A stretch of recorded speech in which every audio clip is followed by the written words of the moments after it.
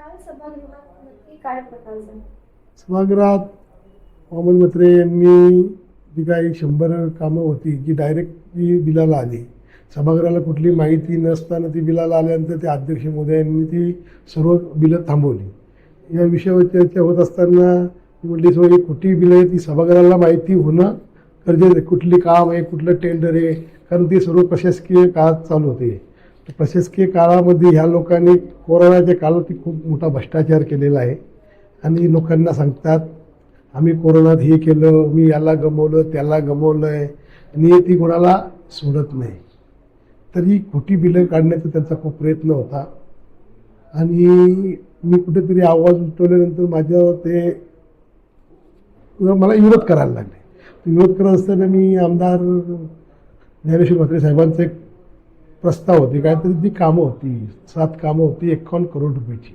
Already आपल्या बदलापूर शहरात जे गट्टन सुरू पूर्ण जे नाले पूर्ण आपण कॉन्क्रीटचे करण्यासाठी एक 250-250 कोटीचं एक काम चालू आहे आणि त्याच नाल्यांचे कामामध्ये छोटे छोटे पीस बनवून अशी 51 करोडची कामं म्हणजे ती प्रशासक आणि ठेकेदार म्हणून वामन म्हात्रे.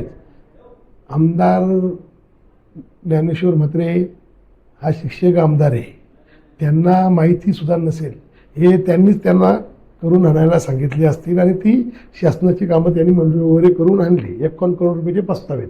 तर मी त्यांना म्हटले ही कामं ऑलरेडी आपल्या जे काम चालू आहे त्याच्यामध्ये आहेत आणि ऑलरेडी यातली आहे 2-4 कामं स्वतः काही बिल्डरने पण भिंत वगैरे बनवल्यात, ते त्यांचा प्रयत्न होता ही खोटी बिलं काढण्याचा. तर मी हे कुठंतरी शासनाचे पैसे आज वाचलेले आहेत आणि आमदार ज्ञानेश्वर म्हात्रे साहेबांनी काल पण काहीतरी स्टेटमेंट दिली. ही कामं मी CF ऑफिसरांना सांगितलेली आहेत, ही कामं यातली जी टेंडरमध्ये असतील तर रद्द करा. अहो तुम्ही काल बोलता, तुम्ही काल सांगता लोकांना ही कामं रद्द करा. ऑलरेडी ते कामं तो ठराव 2024ला काहीतरी झालं आहे आणि 2025ला प्रस्ताव पाठवता तुम्ही.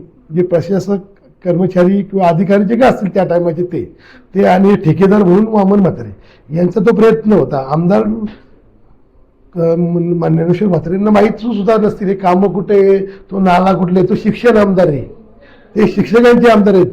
आज ते 4-5 जिल्ह्याचे आमदार आहेत. अहो आपल्या 4-5 जिल्ह्यात काय कितीतरी शाळा अशा आहेत की तशी शाळा घालतात, विद्यार्थ्यांना चांगलं शिक्षण भेटत नाही, त्याच्यावर त्यांनी काम करावं अशी माझी विनंती राहील ज्ञानेश्वर म्हात्रे साहेबांना. ते लोकांना काय सांगतात लोकांनी माझ्याकडं मागणी केली वगैरे हे. अहो कुठल्या लोकांनी मागणी केली आहे असं पत्र जरी दाखवा मला आता जाऊन. त्या टायमाचं लोकांनी पत्र यांना दिलं आहे का? तिथल्या कोणी लोकांनी नाल्यामध्ये का लोक राहत होते का? तिथे राहतात का? आपल्या बाजारपेठा इथला नाला आहे दर्ग्याच्या बाजूला, तिथं कोण राहते?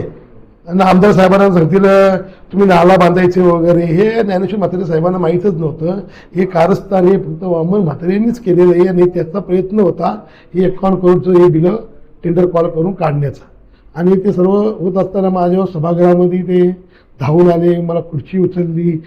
त्यांचं काय मत आहे म्हणे मी आमदार ज्ञानेश्वर म्हात्रे साहेबांना काहीतरी वाईट शब्द बोललो. तुम्ही CC फुटेज चेक करू शकता. मी माझ्याकडनं कुठलाही चुकीचा शब्द आमदार साहेबांच्या बाबतीत निघालेला नाही आहे आणि मी माझ्या अंगावर धावून आले, मला जीवे मारण्याची धमकी दिली सभागृहात. हे पूर्ण लाईव्ह आहे. मी त्या संदर्भात पोलिसांना तक्रारी केलेली आहे. आणि नंतर मी घरी येत असताना मला दत्त चौकात माझ्यावर गाडीच्यावर 15-20 जण धावून आले आणि एवढे माझ्या ड्रायव्हर चांगला आहे आणि पुढे लोक गाडी नसल्यामुळं माझा जीव वाचला. नंतर यांनी लोकांनी मला जीवे मारून टाकला असता काल. तर देवाची कृपेने ड्रायव्हरची पण कृपा समजायला लागेल मला. त्यांनी गाडी तिथं सुसाड घेतली आणि माझा जीव वाचला. पुढे गाडी नसल्यामुळे पण तोही फायदा झाला. या संदर्भात मी तक्रार परत पोलीस स्टेशनला इकडच्या केलेली.